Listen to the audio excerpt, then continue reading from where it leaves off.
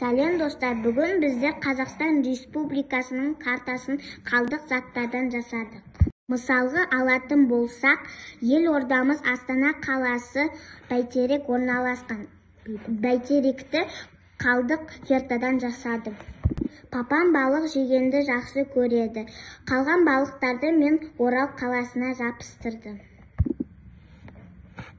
Дастарханда жиілмей қалған конфеттер мен Ақтөбе және Алматы облысына жапсып қойдым. Себебі конфеттер сол жақта шығарылады. Үйде куртка жыртылып қалды. Куртканың ішінде мақталар шашып жатты. Мамам мусорға тастаймын дегенсін, мен мақталарды алып Түркістан облысына жапсырдым. Себебі оңтүстік мақта шығарылады.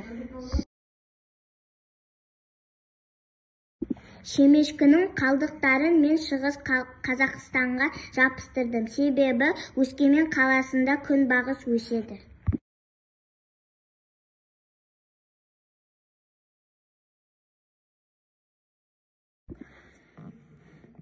Үйде бізде тауық бар. Тауыққа мамам жем береді. Сол жемді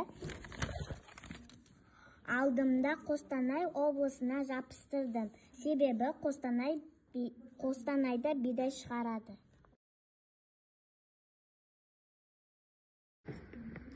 Достар, көріп отырсаңыздар, Қазақстанның айналасында адамдар бейнеленген. Адамдар көршілес елдердің ұлттық киімдерін көрсетіліп тұр. Назар аударғандарыңа рахмет.